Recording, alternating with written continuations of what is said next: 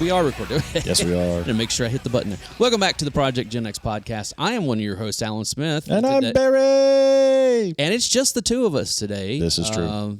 For several reasons. I mean, one is that we recorded several episodes and then kind of got backlogged on something, and we're like, hey, we need another episode. Oops, we missed a week. And, and with Dave's work schedule, it gets a little hectic sometimes. And also the fact we are in a post-WrestleMania 38, right? I believe so, yeah. 38 world by a few days when we're recording this. And Barry and I are huge wrestling fans. And Dave, not so much. Like, he knows some, but he's not like a huge thing. And we had talked about, doing a wrestling episode one of these days, and it was just like, hey, let's go ahead and do this. Yes, perfect opportunity. Right after, with everything that's going on in the WWE as well as AEW, well, and Impact and Ring of Honor, yeah. And that was Samoa Joe just came in the other day. I mean, Absolutely. It's one of those things that if you are a wrestling fan, we are living in a golden era. Definitely. Right now. Definitely. The landscape of professional wrestling has not been this rich probably since the Monday Night Wars were going on 25 years ago, honestly. You could make the argument with, ECW and the way that they were bringing in. But that was in there. Yeah, they were the outliers. Right. So. They were a better version of Impact is basically what it comes down to. And and it's kind of cool if you're listening to this and you want to kind of bone up a little bit on wrestling. There are a couple other podcasts that are going, like 83 Weeks with Eric Bischoff is really cool, especially right now because since it is like we're in that that 25 years of since the NWO. They're going through all that stuff like week by week of what was going on. Also, there's a new one that just started the first of the year called DDP Snake Pit. Yes. I love that episode.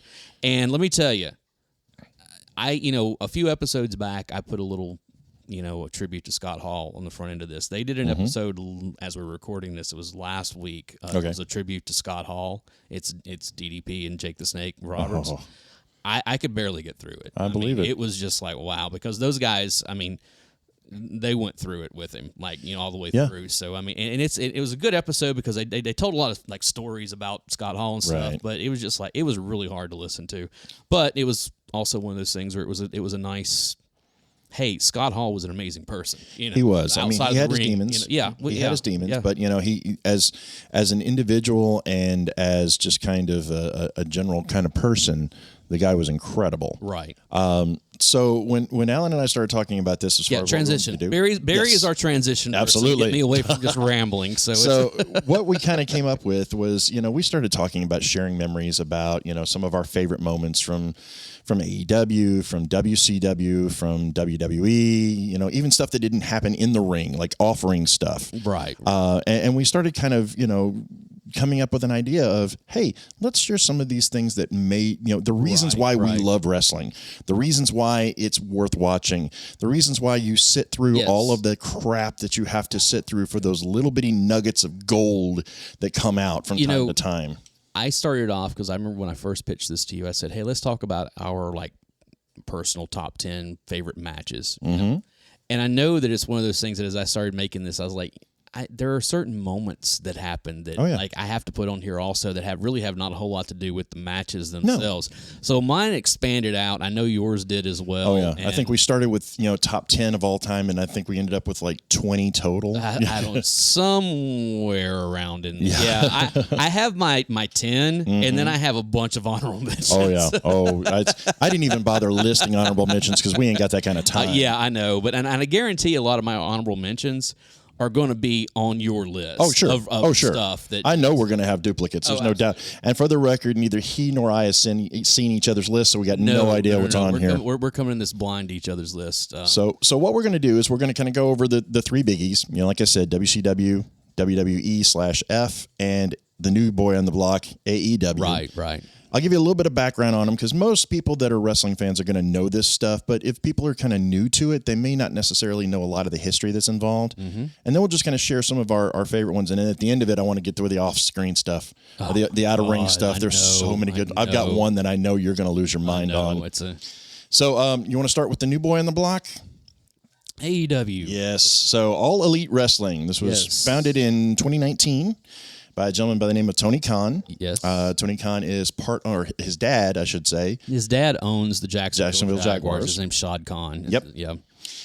This was really one of the first organizations that was started by wrestlers for wrestlers. Yes, very much you had people like Kenny Omega, the Young Bucks, Cody Rhodes. Right. They're the ones that really kind of founded this. Well, let's talk a little bit about, I mean, I don't know how much, but part of it came to the fact that, like, Cody Rhodes was really not happy with what was going on. No, because he was getting wasted in WWE. Yeah, absolutely. And so he left and he went to New Japan. Yeah. And kind of did he become a member of the Bullet Club? Yeah, he was a member of the Bullet Club. Okay, yeah. But it was one of those things where I think that's probably the germination of him being over there with the Young Bucks and Omega and Page and all those guys and be like, hey, why can't we do something? Yeah. They were also working with Ring of Honor at the time. True. So, and it really became kind of an inmates running the asylum in all the best possible ways. So good.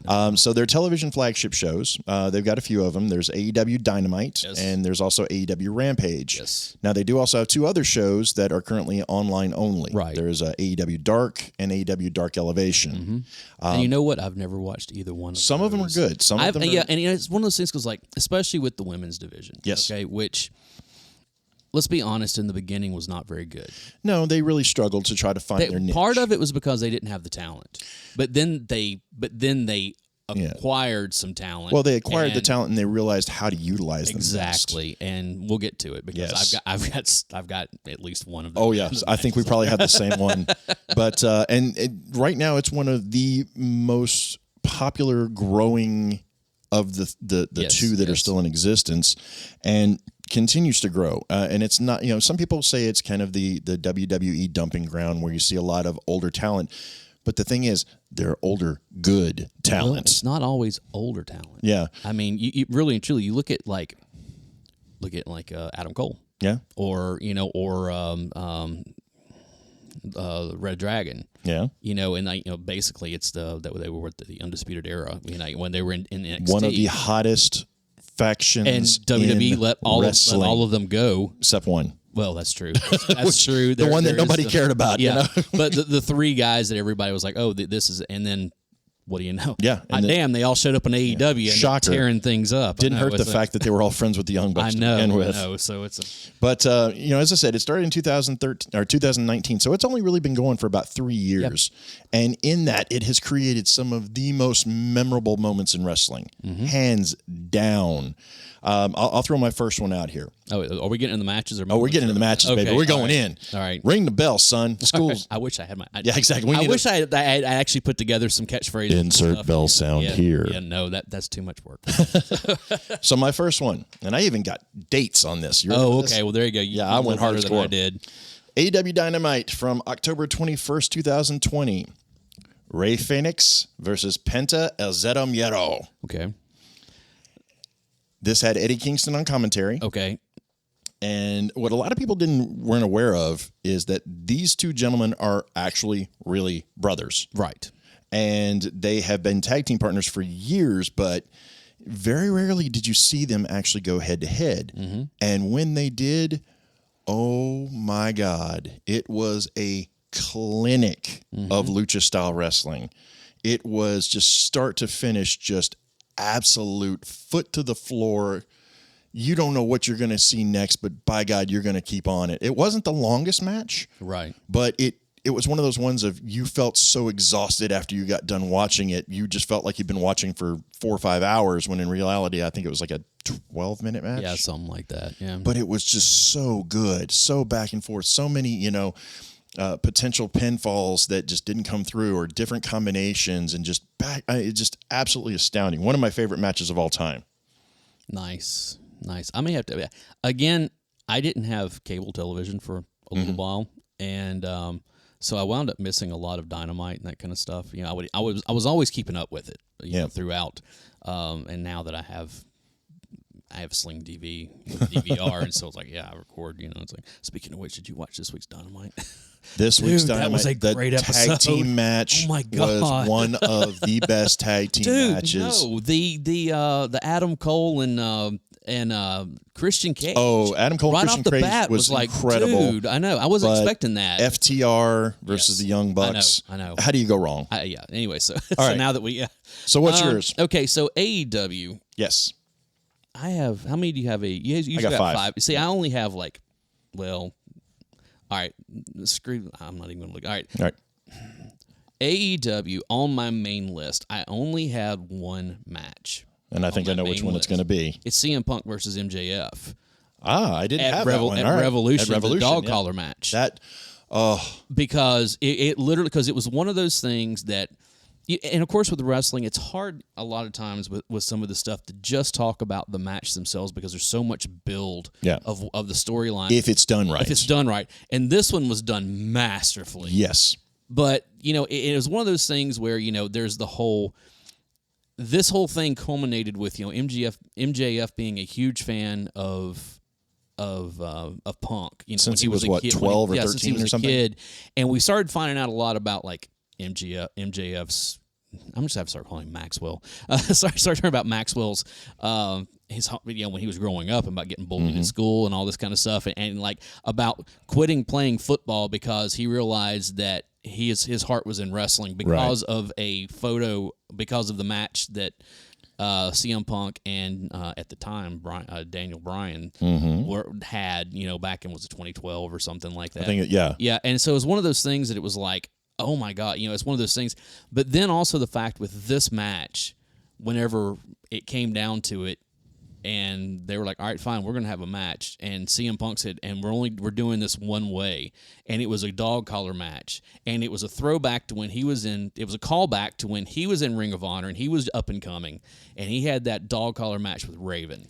Well, it was 2 throwbacks, actually. Yeah. Because you had that, plus you find out that they were both huge Roddy Piper fans. Right. And Roddy Piper, Greg Valentine. That is one of the essential dog collar matches. Right. And I will never forget, after that moment, in Nashville, Tennessee, CM Punk comes out to the ring, sits in the middle of it, going through his whole spiel about this. I was at the show. Right. You were at the show when he reaches into a box that's, it was late February. Yes. Reaches into a box and says, actually, it was right around February 1st. It was before Valentine's Day. No, it was after. Was it after? It was after, because that was the joke. It was the 24th. It was the 24th. He said, I missed Valentine's Day. Right. And he pulls out the dog collar and he says, will you be my Valentine? Right. Oh, that's so good. I know. But then, the whole deal with, like, and there was culmination there of, like, they beat the crap out of each other. Oh, they destroyed each other. And then the whole thing with Wardlow basically finally turning on MJF. And it's just, there was so much involved in this. Plus the fact that Punk came out in his old Ring of Honor gear to his old Ring of Honor entrance. Did not come out to Cult of Personality. Yeah, he came out to the AFI song. Yes. And it was one, and he even did like some of his old moves from back when he was, and it was like, wow, this is amazing. It was a great match. Yes. All that stuff aside, the match itself was textbook. Very good. It was so good. Yeah. And one thing, for anyone that's listening so far that hasn't turned the channel off because it's a wrestling episode, that hasn't really got on board with AEW, one thing I think you and I will both agree on is that, bar none, they do storylines better than anybody. Let me tell you, you and I know both grew up watching WWF when it was WWF and WCW stuff. Okay? Yes.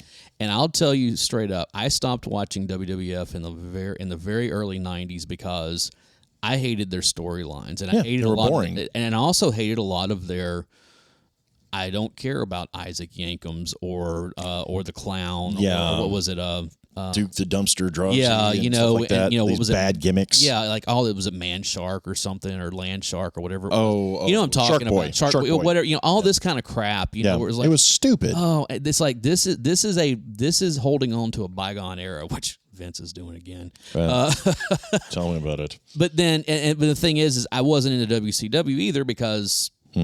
They were getting a lot of the cast-offs, and they weren't really doing anything with anybody over there either. Even the people that I loved, like Sting and Flair. Like Flair had gone to the WWF at that point. So had the Brainbusters. And all this kind of stuff. So it's kind of one of those things where like, But then whenever Bischoff got a hold of things, and Oh, yeah. NWO, and, Oh, yeah. and all of a sudden it was like, oh no, Yeah, now it's time to pay attention. Storyline. Now it's time to pay attention. Here. Yeah, exactly. And that's kind of again going with the AEW. That's where we're back to again. Where it's like, no. I care about these characters. I care about these angles that they're involved in. Right. And that's what makes a good match is all the build up to it. Speaking of which, Go ahead. I'm going to segue into my next one, which it's a gimmick match, but it was... And gimmick matches are fine as long as they're done right, well. You know?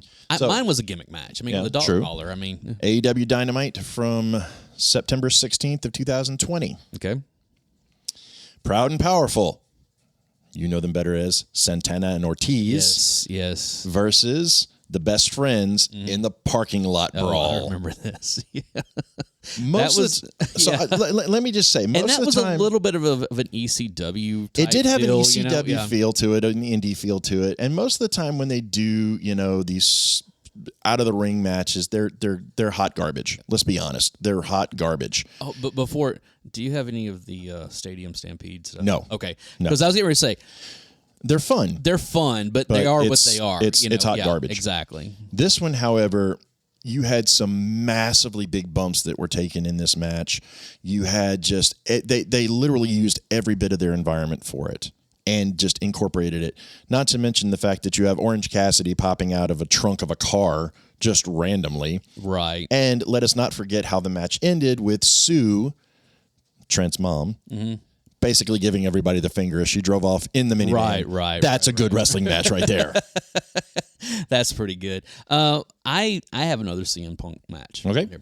It was his first match back against Darby Allin. Oh, such a good one. That was such a good one. And that was at what was it? It was at I've got it written down. His first match against Darby was at was it All or Nothing? Was it All or Nothing or All In? I can't remember. It may have been All In. It was one of those. I always get the All or Nothings and All Ins. Yeah, they really need to work on their names of pay-per-views. They got both of those, and they have Double or Nothing also. True. Yeah, but it's one of those things where they first time Punk wrestled in 7 years, and nobody knew what to expect. Right. Because how much ring rust does somebody get in 7 years? But it was also another one of those things that. Let's go back because here. Talk about moments. Yep. Okay. When the rumor started that CM Punk was coming back to wrestling, we had heard that rumor so many times. For like 4 years. Yeah, it kept on. And he did, make that one appearance at an indie show back in 2019 where he never told anybody it was him. He had a mask on. He was completely, and it was one of those things that he got found out because there was a photo of him wearing the same clothes that was taken at a let's be convention fair. that was around this. When it came out, it was not listing him as CM Punk. He was listed as Phil Brooks. Right. So, So it was one of those things where oh wait, Punk was back in the ring for a few minutes. Yeah. Literally like a few minutes. Yeah, He basically came in and did I think he took a bump. A GTF Yeah. is basically what it was, and then was gone, and that was it. So when all of this stuff started circulating that he might be coming back and he was coming to AEW, and I was like, okay. Then they announced that he was coming back. Right. And it was in Chicago, his hometown. With the ice cream bars. Yeah, but the thing is that and we'll talk a little bit about this. People, especially those of us who have been following wrestling for a long time, know what it means whenever you say Road Warrior Pop. Okay? Yes. And this was probably the biggest pop I have ever seen. I'll say it's in my top 5. Of again, him being at home, back in Chicago. He hasn't, he's coming back after 7 years.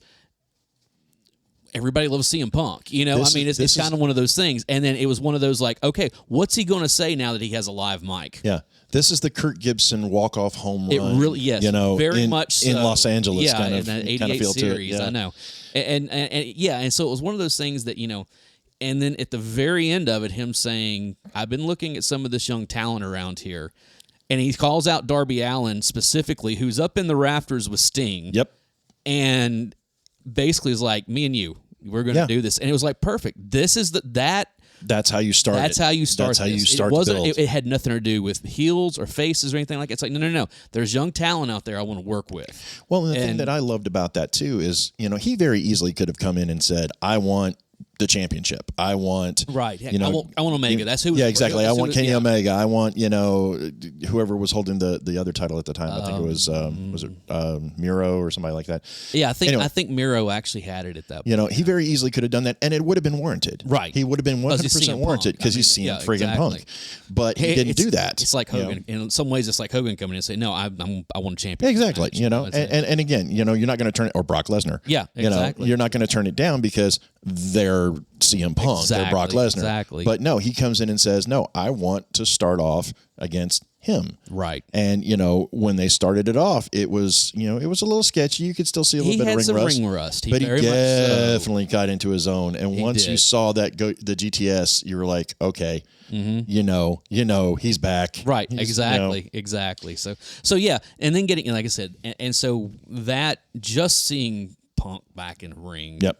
Was, and again, I wasn't watching wrestling when Punk was at his height. Like, it was one of those things. You didn't see the pipe bomb, huh? I've seen it, but I didn't see it live. I heard about it at the time. Because we'll talk about it later. People were talking about it all over the place, And it's one of those things that, like, I'll be honest, every once in a while now I'll go and look it up on YouTube and watch it again, because it's one of those things that it's like, he is blurring the line so much between what's going on backstage. It is a clinic on how to give a promo. Right. That's what it boils down to. We should have done like promos. Oh, we got to, maybe one day down the line we'll talk about some of the best promos ever. Yeah. So, all right, go ahead. All right, so you brought up Bryan Danielson. I'm going to bring in, from AEW Dynamite Grand Slam, Bryan Danielson versus Kenny Omega. Yes. Hands down, just bell to bell. That was it wasn't an hour-long match. It was a half an hour match or so. It went the time limit. It went the time limit. Yeah. It was a half-hour match. And quite honestly, there's not many matches that you can look at and say that needs to go to a double disqualification, or that needs to go to a timeout or a count out or something, just because both of these guys were putting each other over well. I know. I mean, again, Bryan Danielson, a.k.a. Daniel Bryan, he had his ups and downs in WWE. Let's be honest, he got cut for injury reasons. And, maybe that's a good thing. He was forced to retire, before he was ready to. Right. Because he did have that, the concussion, the concussion injuries and all that kind of stuff. And the WWE basically said, we're not going to let you wrestle any longer, but we still want you on television. Yeah, we still want to make money off you. We just don't want to give you the chance to show what you can do. And he did all the work pretty much on his own. Of all the hyperbaric chambers and the rehabs and everything else to get cleared. And that was another big, like when it was announced that, hey, Daniel Bryan is coming back to wrestling. That was a huge thing. Oh yeah. And when the match that they put on, it was high flying, it was submission, it was brawling, it was technical. It had every possible scenario you could imagine to play out. You had underhanded stuff. You had, near pins. You had, it was, there's two other matches that I can think of that would hold that same type of clout. Okay. One of them I'm going to talk about later on. Okay. But the other one would be like Eddie Guerrero, Chris Benoit. Okay. Because that's that caliber of match. We'll talk about some stuff later. All right. You got another one? Since you said Daniel Bryan. Yes. Or Bryan Danielson. Bryan Danielson. So let's go Bryan Danielson. I like Bryan. Why did WWE do that? He did it, actually. He did it because I know he wrestled as Bryan Danielson. Yes, the American Dragon, Bryan Danielson. Since we're talking about him, let's just go back just a little bit of time here. Bryan Danielson versus Jon Moxley. Oh, good match. At Revolution, at 2022. Again, talk about a stacked card. Okay, that thing was just bell to bell. It was crazy. Card. But they beat the absolute crap out of each other. Mm-hmm. And again, all the build up. Mox had come back after, going to, getting his head on straight, going and taking care of some personal stuff. He comes back, and then within, 2 weeks of him being back, he comes in, he opens the show, he goes out, he beats up, I forget who it was. He's walking back through the crowd, and who's standing there? Yep. And it's like, oh, and of course everybody's just like, oh, yes, we want to see this. You hear the term dream match thrown around a lot. I know. And oftentimes they don't live up to their hype. No, they don't. This one did. Well, here's the thing. After all that, and the whole, and again, Bryan Danielson saying, hey, we should be mentoring these young guys. and of course Mox with his, I don't team with anybody unless I bleed with them first, and so that was the whole all right, here we go.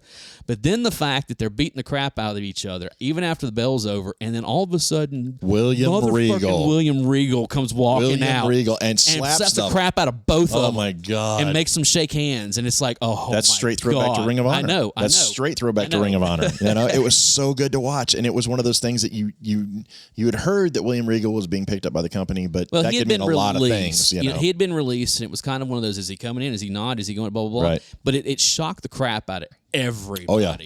When he came, and it was so cool because no music, nope, no nothing. Just walk straight out. All of a sudden, the announcer's like, "Whoa, who is that? What's going on? Whoa!" And he comes out with this look on his face like, I'm getting ready to open a can of whoop ass on these Absolutely. guys who I mentored, both of them. And it's like, and it's just and then the whole, when we get what is they calling it, the Blackpool Fight Club or something. It's not Fight Club. It's Combat Club. Yeah.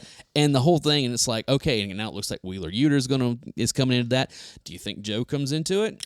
Possible. I think the dude, talk about a faction. Oh, I know. I know. It would be unreal. If they start picking people up, along the way. Not to mention the fact that these are, you're talking about arguably two of the best wrestlers in the game today. And Mox is such a weird one because he is a good wrestler. Right, he's a technical wrestler, but he can also brawl. He loves him a death match. He can brawl. It is. I know, and it's one of those things. He can go back and forth, and it's just like, dude. Right. So anyway, all right, I got another one for you here. This goes back a little bit, probably before you were watching it, but if you haven't seen this, go back and watch it because it's totally worth it. May 25th, 2019. I was going to say, 19. That's way back, yeah. This was at Double or Nothing. I think it's one of the first Double or Nothings. Okay. Cody versus Dusty. Oh, yes, I have seen this. The great match, but the promo that Cody dropped at the end of that. Oh, yes. Was he said he doesn't need a partner. I need my brother. Right. It just... And they're sitting there both just bloody. Oh, dude, they just beat the hell out of each other. Completely dripping. And it's an old school match. Right, if you go back and watch it, you could easily see this as like, let's put it this way, Arn Anderson, Ric Flair kind of match. Dusty would have been proud. Oh God, yes. Oh God, yes. They brought the house down, no doubt about it. I would put that up as a match if you're wanting to give a good representation of what wrestling is supposed to be. Right. Granted, I picked two matches that have two brothers that are killing each other, but still, it's that good. Right. No, I agree. I have one. I have one more, and I got a feeling it's probably going to be the same one. Say it. It's the lights out match with Britt Baker and Thunder Rosa. St. Patrick's Day Slam, from 2021. That was an unsanctioned match, and what we were saying earlier about when AEW first started, their women's division wasn't very good. Honestly, it was okay. It was all right. And it's one of those you could tell it was a novelty. It was. They had and when we get into the WWE, we'll talk a little bit about the women's revolution because there's some great stuff that wound up coming out of that. But AEW, at the time that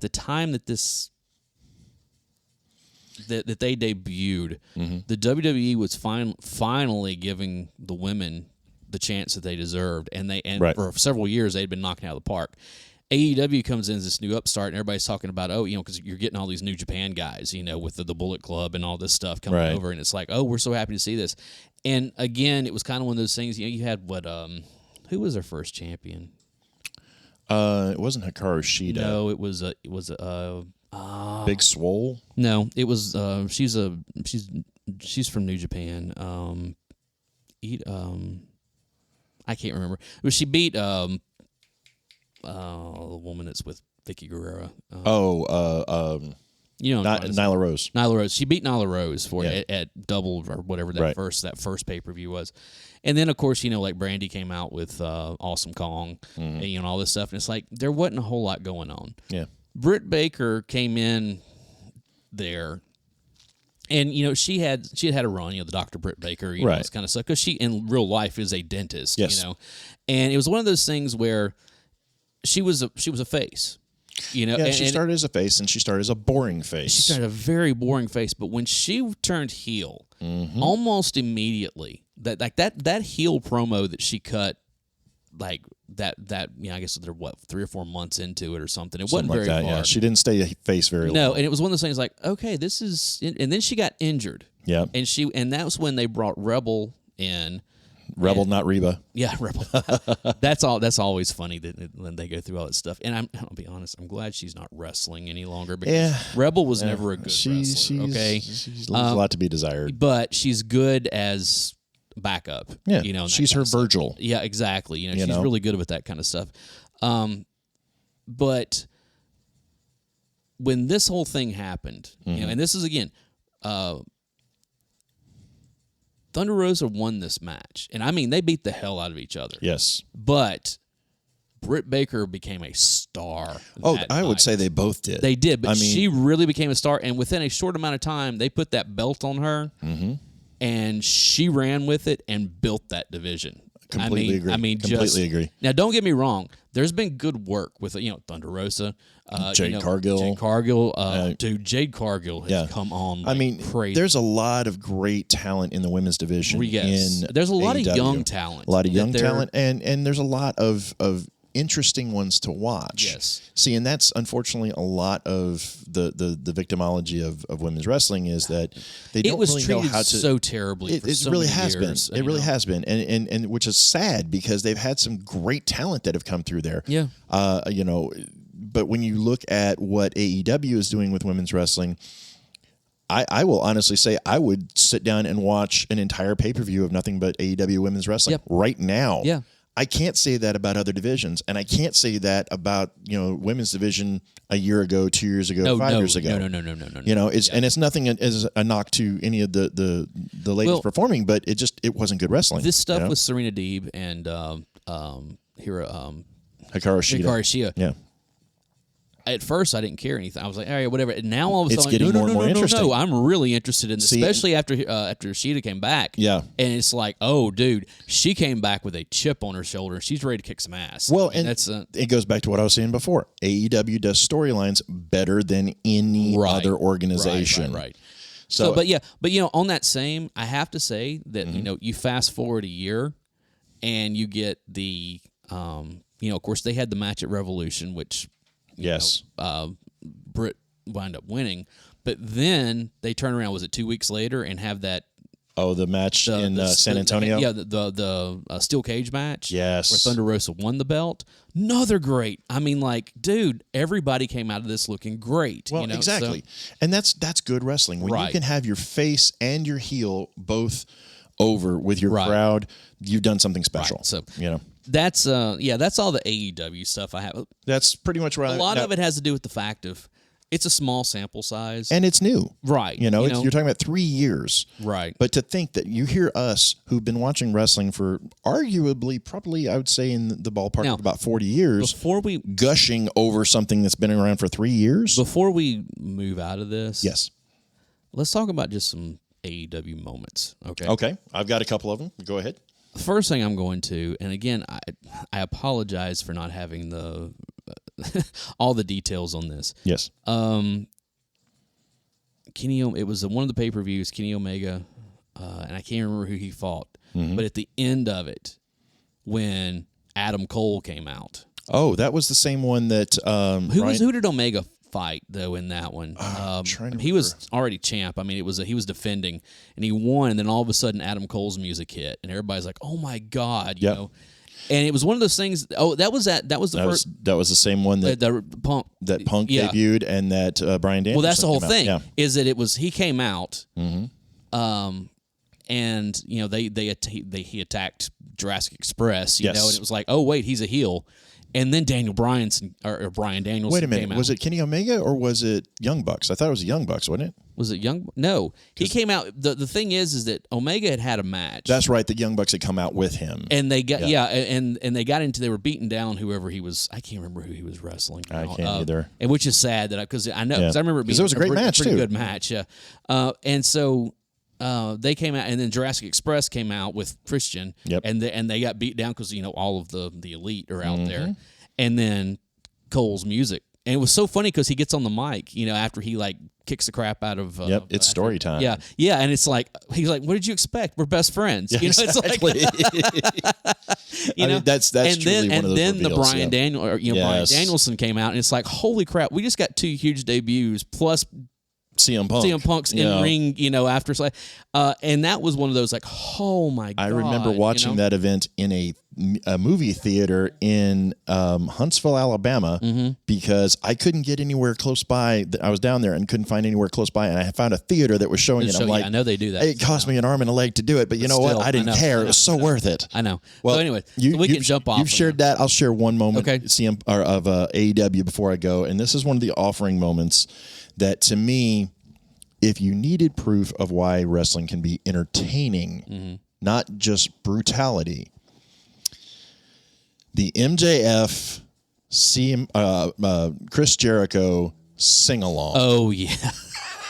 That thing got nominated for a Tony Award. It also, it made the was it New York Times? Yeah, like it got nominated for a Tony Award. I was like, you've got to be kidding me. I know it's so. For those of you who don't know what we're talking about, there was an episode of Dynamite. It was in October of 2020. Yep, right. Where there was the what was it? The Inner Circle. Right. They were trying to get MJF. MJF was trying to become a part of the Inner Circle. Right.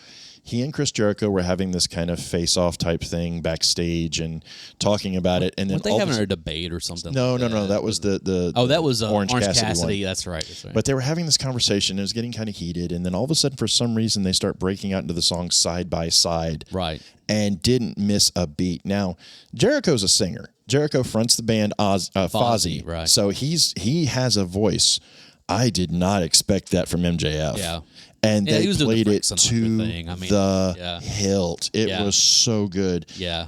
It was one of those things that was come out of so far out of left field that nobody expected to see what they saw. Right. And they're looking at, any AEW fans the day after are looking at each other going, what in the hell did we just watch? Something else, just real quick on that. We don't have to talk about it a whole lot, but the Brody Lee. Oh, the tribute to Brody Lee. There's been a lot of tributes to a lot of wrestlers, but there's just something very special about that. And that's one. Again was AEW is a young company, and that's the first person they lost. Especially untimely. Like it was unexpected. Right. It was what's going on here. Right. And that was just them.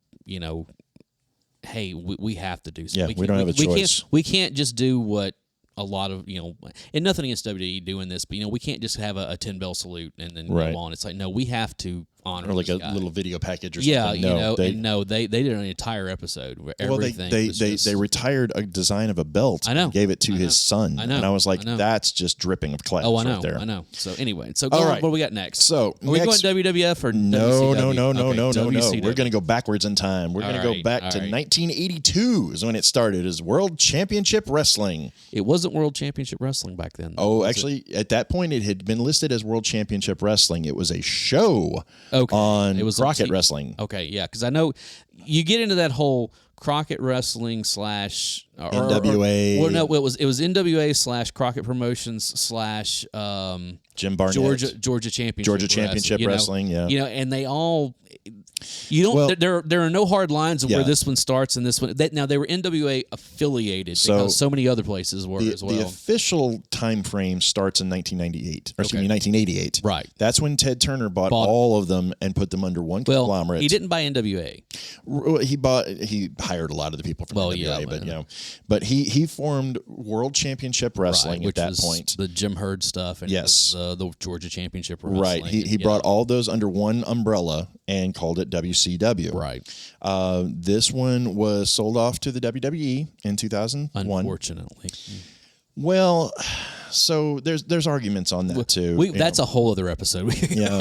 Literally a whole episode. Exactly. Go easily. That mess. And then their flagship shows, they had a couple of them. They had, obviously WCW Monday Nitro. That was became their biggest show. Originally, their biggest show was Saturday night. Which WCW Saturday Night, or as Dusty Rhodes liked to call it, the mothership. That's right, and that was. I watched it. Yes, I watched it all. Oh yeah, that was one of the things. Again, my introduction to wrestling was WWF. Yes, WWF at the time. A friend of mine at school said, "You really ought to check out this other because these are like real wrestlers." Right. And I was like, "Okay." and then we'll get into it. Yeah. So it's and then they also had WCW Thunder. That was their Thursday night show. That was in '97 when they launched that. Yeah, and it didn't last as long. It wasn't as good. It was designed it was pre-taped. It was terrible, much the similar of WWE SmackDown. They were kind of trying to go head to head on both nights. Yeah. So well, they actually forced SmackDown into existence with that. True. So and again, it's not the best representation of wrestling, but I will say that WCW, when I first really started to get back into wrestling from being, gone from it as a child, my friend John got me into watching WCW because of Sting, because of the birth of the NWO from the Outsiders and that kind of stuff. Right. And that was like, ooh, this is something different. They're talking about real stuff. They're not talking about storylines. They're talking about legit gripes that they've got against people.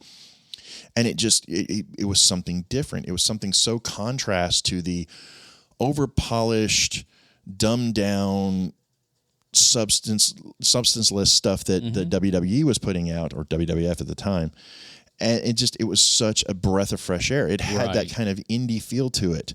And you got introduced to a lot of people that there's no way they would have made it in the WWE. People like, Dallas Page, you've got him, you've got Raven, you've got, a lot of these guys that really, or even just going back to like Eddie Guerrero. It's funny to go back and see Raven originally. Oh, yeah. Like his original gimmick where he was like a surfer. Yeah. And it was like, what was it? Johnny something or another. I know. It was something, one of those things where it's like, what? That's right. That turned out to be Raven? Yeah. What are you talking about, But there are a couple of moments, and when I put my list together, I went as far back as, back into the 80s. Cause I'm back in the 80s on this stuff. You had stuff like, I'm going to throw out my first one here. Clash of Champions 4, excuse me. Okay. No, 6. Roman numerals are not my strong point. Yeah, I know which one you're going for. Ricky Steamboat and Ric Flair. Yep. That's, 2 out of 3 falls. Yep. That match took almost an hour. Yep.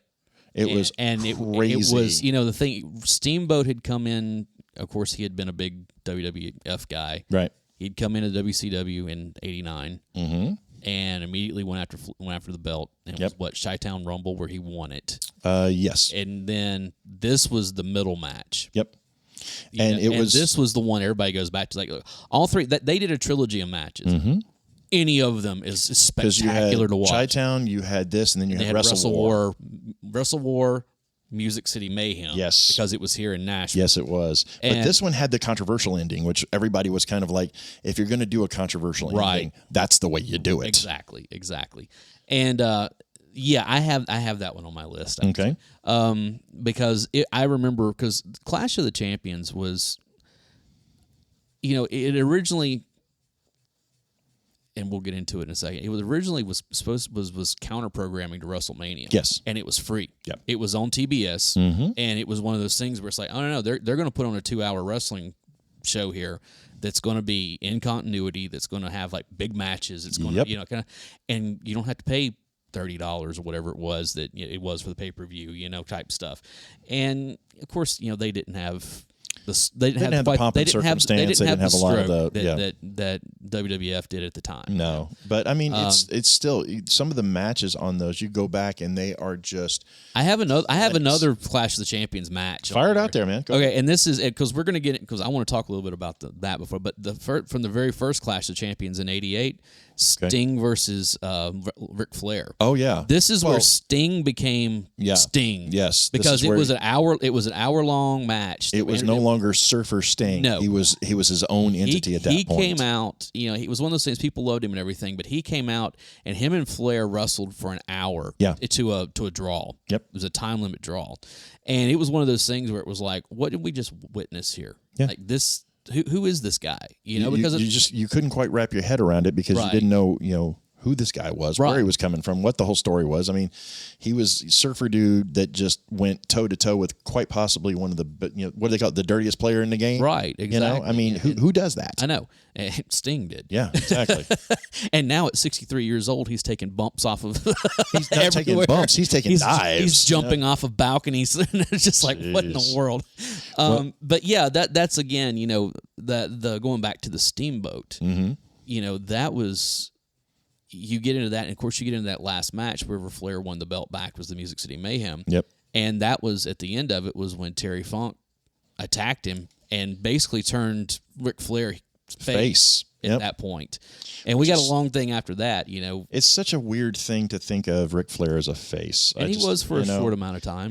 Well, he was off and on throughout his career, but it's just, it never works. No. It never works for him. He's always best when he's the dirtiest player in the game. It worked during that time period for that run of face Flair, I think worked really well because it basically culminated with Halloween Havoc that year. You know, what they had the quote unquote electrified steel cage match. Oh, him and Sting versus Great Muta and what was the other dude's name? Oh, it was Terry Funk. Yeah, yeah. You know, so it was one of those things where it's like, okay, you know, this is. Oh yeah. You know, but then it was like, okay, after that, and of course, that's whenever the Four Horsemen was reformed and they turned on Sting and all that. It was like, yeah. In some new incarnation. Yeah, I know, exactly. Well, Sting was a horseman for a short amount of time, and they turned on him. Anyways, go on. What do you got you next? All right. I've got a couple of ones. Well, since you talked about Sting, I'll throw one of his matches out there. Okay. From Monday Night Nitro.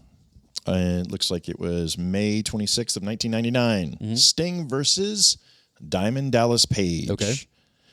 This was the beginning of the DDP heel turn. This guy came out for so many years. Heel. Yes, for so many years, just being the underdog, the dark horse, the guy that everybody rooted for. Page was a heel until he didn't accept the NWO's invitation to join. That's when he went face. Yep. And that's when he got over. That was that match, actually. That's what he got over. It was just so, I mean, to watch these two guys that, neither one of them were young. Neither one of them were new to the game. So just watching two veterans just go toe-to-toe on it was so good. And just watching Paige going through this whole transformation of just being, the goody-goody and going full on heel in this match. I'm like, what am I watching here? This is just, but it's one of those ones that just stuck out in my brain that I'll never forget watching that, talking with my friends, and we're just deadlocked on it. Little Caesar's pizza in front of us, a bottle of, 2 liter of root beer beside. We're going down on this. And I'm just like, I don't even know what we're watching. Right. This should not be happening the way that it is, but it is. Right. So, I have another Ric Flair match. Okay. Actually, I have one more Ric Flair match. All right. Clash of the Champions 9. Okay. That is Ric Flair versus Terry Funk in an I Quit match. Yes, the I Quit match. I remember this one. Oh, my God. Like, again, Terry Funk, it didn't matter what he was in WWF back in the day, and it was one of those guys, you hated him. Well, he came in his brother Dory. Yeah, he came to WCW during that time period, in that late 80s after that whole run, and he started off as a face. He was an announcer, and then he turned heel, and then he turned on Flair, and then he hated him again. Well, in the match, and then later when he went to ECW and had another renaissance, then went back to the WWF with Chainsaw Charlie and Cactus Jack. Yeah, and it was just like, dude, this guy, and he was like 60 years old or something. Yeah, at that time, still going. I mean, the man does not have kneecaps. I know, none. But it didn't matter because he was still going. Right. I mean, yes, that's a classic. But I got another one for you that I think you're going to love. Halloween Havoc, 1997. Okay. Rey Mysterio versus Eddie Guerrero. Okay. I want to put, before you go into this. Yes. I put a little thing in my honorable mentions. Okay. And this is what it says. Hit that real quick. This is what it says. Well, where is it? I don't know. You put it together. Yeah, I know. And what happened to it? Oh, well. Anyways, I guess I didn't write it down here, but I meant to. This is basically what I had. What the idea was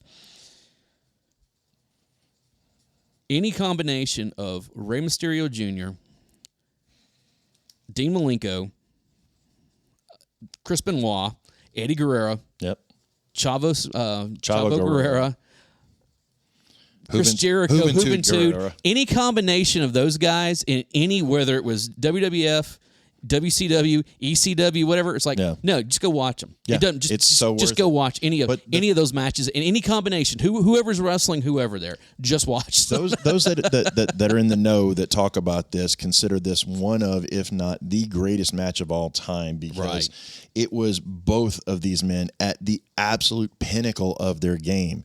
Now, here's my question to you. Mm-hmm. How long did that match last? Is it Halloween Havoc 97? Mm-hmm. I don't know. It's probably about 9 minutes or something like 13. 13. I knew it was 13 minutes. It is it's funny fastest 13 minutes in all of professional wrestling. When you watch, especially Rey Mysterio. Yep. He could put on a half an hour match by himself, and it would go by that quickly. Mm-hmm. I mean, where it's like it is kinetic motion at all times. But that's lucha style wrestling. I know, and the fact that Eddie could go right along with it. It's fine. It does that whenever. Here's the thing.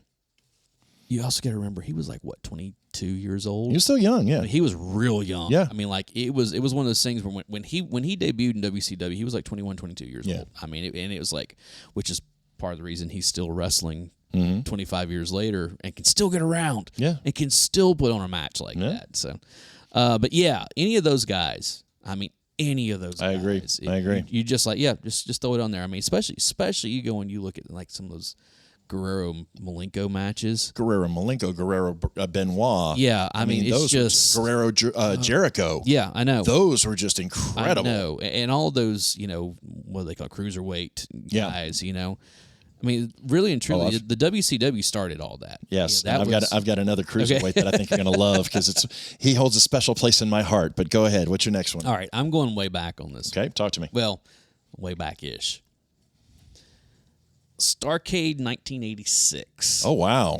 It was called Starrcade 86 Night of the Skywalkers. Wow. Okay. And the match I'm going with. Yes. Road Warriors versus the Midnight Express in a scaffolding match. You could have just stopped at Road Warriors. You could have just. So there is a great show that's called Beyond the Mat or Beyond the Ring. Beyond the Ring, and they did an episode on the Road Warriors, and they talked about how those two guys, when you got into the ring with them, expect that they were going to beat the ever loving snot out of you. Absolutely. They were both former bouncers. They did not mess around. No. They took the business very seriously. They protected the business, and they were the type that was like, "Oh, you think wrestling's fake?" Yeah, and then they would proceed to kick the crap out of you. Absolutely. I mean, but would do it in an entertaining way. Right. The best example I could give you of something like that would be what Goldberg tried to do in WCW, where he just walked to the ring, kill somebody, and then leave. That's exactly that was the Road Warriors. They didn't mess around. Yeah, they came down and they had the shoulder pads with the spikes and Precious Paul. But the thing is, they came down, they took that off, and they immediately got into a match. There was no pomp and circumstance. Nope. There was nothing like that. Where it was like, dude, we're getting ready to see an ass whooping here. I mean, that's as we say in the South. Was there more of a dominating finisher than the Doomsday Device? No. I mean, really? Now, one of the things I love that I really about the Road Warriors that I did not enjoy when they went to the WWF. Oh, Road Warrior 2000? When they just went initially. Yeah. And they became the Legion of Doom because, of course, the Road Warriors obviously was from the movie The Road Warrior, so they didn't have. They also didn't have the rights to use Iron Man. True. But that was the thing back then when you heard that. You heard that guitar slide. And you again, knew somebody was going to die. It was. Holy shit, the Road Warriors are coming out, and things are getting ready. It's getting ready to get real around here. I still remember when they started. WWE tried, or WWF, I should say, tried to create their own version of the Road Warriors. Yeah, the 2000. They called them Demolition. Oh, Demolition. And it didn't work. Well, you remember there was also the... Again, they started in WCW. It was the Warlord and the Barbarian, but they were called something else. I forget what they called them. I can't remember. I know what you're talking about. And it was kind of one of those things that they have opened. Those guys have openly said the reason that they jumped from WCW to WWF was because they didn't want to get the crap beat out of them anymore. The Road Warriors, they wanted to do a series of scaffold matches, which they did one. Yeah, and they were like, no. Somebody's going to die in one of these things. And so they jumped ship. And then it wasn't long after that the Warriors came over. Yeah, no kidding. But yeah, Demolition was a big knockoff on all that. It was never the same. You could have just stopped at Road Warriors, let alone Midnight Express. I mean, even either one of those two guys just puts on a clinic. Absolutely. Okay. All right, so I'm going to go with one that has a special place in my heart. Okay. WCW Nitro from July 7th, 1997, day after my birthday. Okay. 97. Macho Man Randy Savage versus La Parka. Okay. The chairman. Yeah. So, for those of you who don't know who La Parka was a lucha. Yes. And he would come out in a black and white outfit covered head to toe with this weird little hood and mask type thing on. And basically, he would carry a chair with him that he would, that's why they referred to him as the chairman. It was kind of a goof more than anything else, but he would put on some decent matches. Right. Well, this was about the time that you started, there was a storyline going in the background where Diamond Dallas Page and Macho Man were having an issue. Feud of the Year. It was Feud of the Year. And during the match, La Parka is just getting his butt kicked 30 ways from Sunday in this match. Then all of a sudden, just out of the randomness, he hits Macho Man with a diamond cutter. Yeah. Stands up, takes the hood off, and it was DDP. DDP, right. And the fact that he was able to sell that character, sell that gimmick the entire match up until the very, very end of it, and you didn't know it wasn't La Parka. Right. It was so priceless. Yeah, that was, I remember that. It was just one of those moments that you're just like, oh, this is such good performance. I love it. And, and that's, speaking because it was a WCW thing, that worked out so much better than the Black Scorpion. Oh, jeez. Which is routinely held as one of the worst storylines in wrestling history, let alone WCW. Just a bad idea. Because they didn't, well, the big thing was that they didn't know who was going to be under the mask until, and then, it's Ric Flair. Yep. Well, this doesn't make sense whatsoever with some of the stuff we've seen. Never stopped him before, though. No, I know. It's let's see, WCW. Do I have anything I got else? one more on this one. Oh, I do have one. Yep. And as soon as I say it, you're going to be like, oh, because of what happens after the match. No, I'm talking about the match itself. Okay. Bash at the Beach 96. Finger Poke of Doom? No. Okay. This is the in-ring debut of the Outsiders versus Sting, Randy Savage, and Lex Luger. Okay. Yeah. And they were going to debut their third member and it was Hogan. But the thing is that they didn't know, he never came to the ring to fight. Yep. Here's the thing. You got 5 guys in the ring, and let's be honest, Kevin Nash and Lex Luger did not have, they were they couldn't work. I'm sorry. No. They did. They both looked phenomenal. They had, a gimmick of being these big powerhouses, but the thing is, you had Kevin Nash, or you had Scott Hall, you had Sting, and you had Randy Savage, who were all 3 phenomenal workers. And if you go back and watch this match, just the match itself, granted there's all this stuff around it, of who's the third member, but what gets lost in that is the match that's going on in the ring. No, absolutely. I mean, and it's like, dude, that was a great match, and then Hogan came out, and then the place erupted, and again. Road Warrior pop of when he turned, of like, I have never. Well, because that's Hulk Hogan went from in just a matter of seconds, went from being one of the most beloved, even though he wasn't as beloved as he had been, but he's still one of the most beloved wrestlers of all time, to being the person everybody in that arena wanted to hated. kill, wanted to just destroy him. Just like. I still remember all the garbage being thrown in the ring and everything else. And that one dude tried to get in the ring. Yeah. And the thing is what's his name? Was it Nick Patrick? Took him down. Took him down. Well, Nick Patrick's not a small man, All right. That was a classic. And again, the moment around it. Oh, yeah. That's where we get the New World Order and the, and all that stuff. And so, yeah, go ahead. All right. So I'm going to tell you the date and the location and see if you can tell me why it's special. Okay. This is my last one. Monday Nitro, October 4th, 1999. 99. Kemper Arena in Kansas City. 99. I was not, I'll be honest, I wasn't watching it as closely in 99. You know what happened in the Kemper Arena, though. When I tell you who the participants were? Kemper Arena. Was Chris Benoit. Okay. And Bret Hart. This was the first match Bret had after Owen had passed away. Oh yeah, in the Kemper Arena. I thought the Kemper Arena was where Owen had died. And it's actually one of the longest matches in Nitro history. Right. It was 32 minutes. Wow. Which, if you figure Nitro was only a 2-hour show, you're giving up nearly a fourth of your time for one match. But it was one of the best technical wrestling matches of all time. Yeah. Well, yeah. Look at who was in there. Again, look at who was in there. Yeah. I mean, that is a no ifs, ands, buts about it, Exactly. Again, you got, the best there is, the best there was, the best you have ever one will of the be, most technical wrestlers that has ever walked the planet. Excellence of execution. Against somebody who trained him. You got to remember, he went to Stu Hart's dungeon, Right. Benoit, love him or hate him, however you feel about the situation, I want to say this. When all of that happened, and I had not been watching wrestling for a while. When I first heard about it, I was like, oh my God. And of course, he needs to be vilified, for a certain amount of because of what he did. Right. I mean, but his ending does not define everything that happened prior to that. Doesn't completely wipe everything out. And the thing, there are some wrestling fans who are like, no, fuck that guy. We're never going to talk about anything good he did. It's like, dude, think about all the hours of entertainment that you got from that.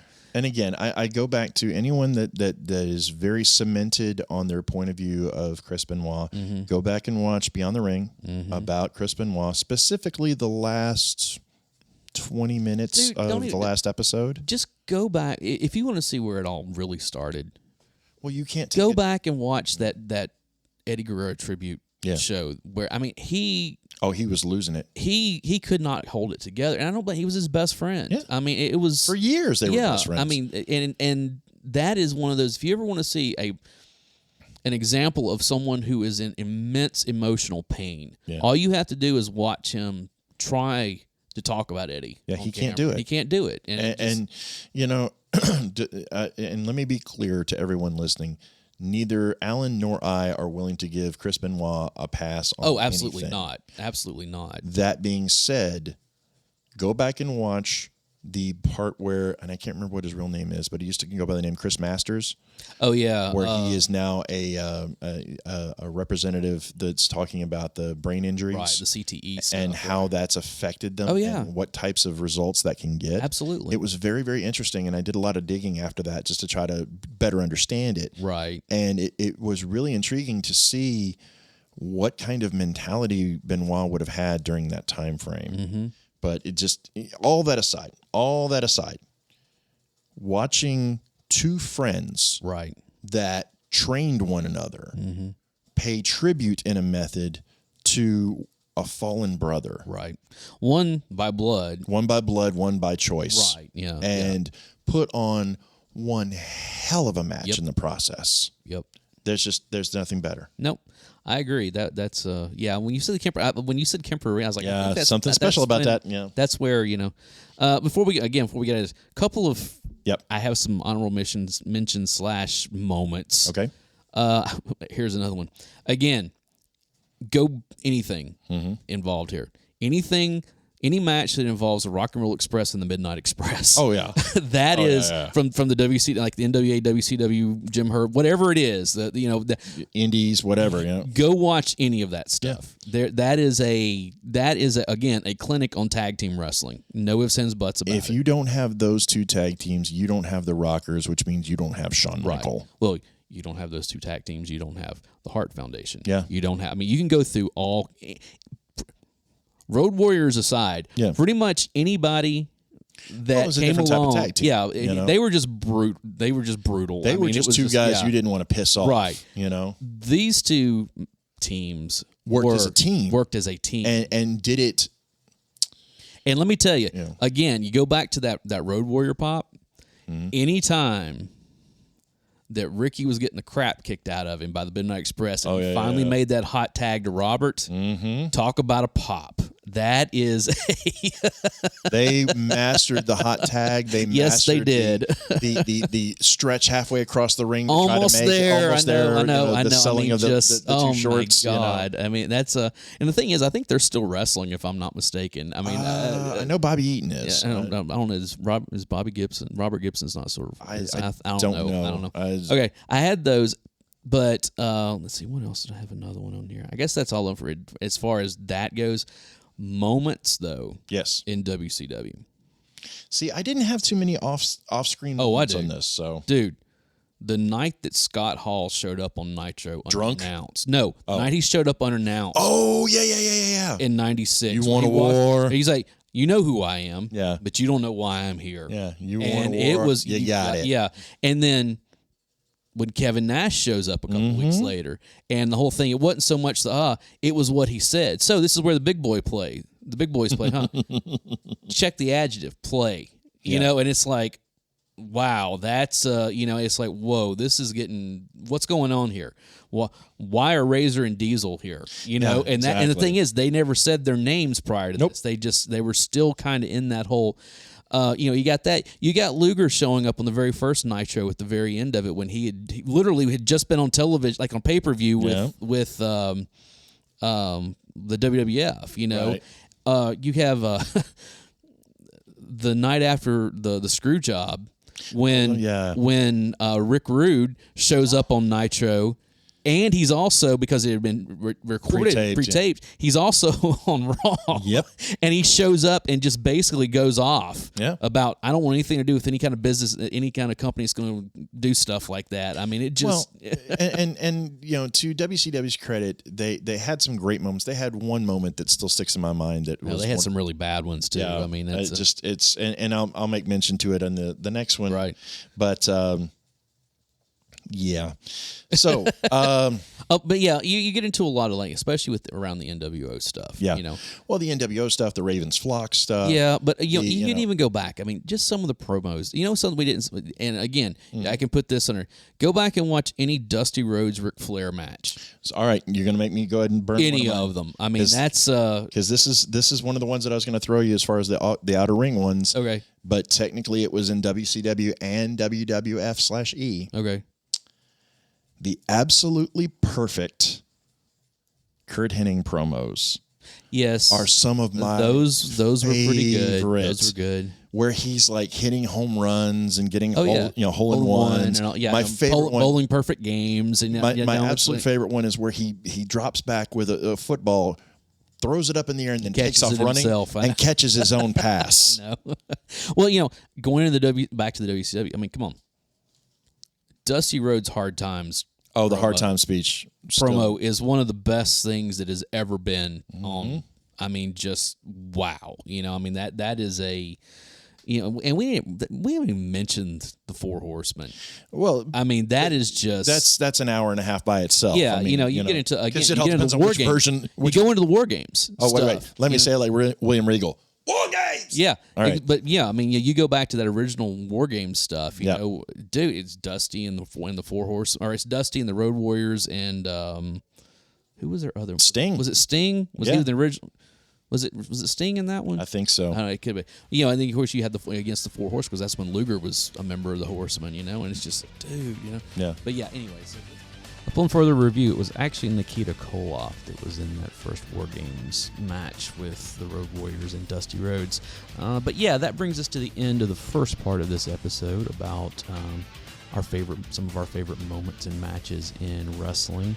If you would, go and check out our show notes for links to all of our social media, Discord, Instagram, all that good stuff. And Barry and I will be back for part 2 where we get into the history of WWF/WWE. So until next time.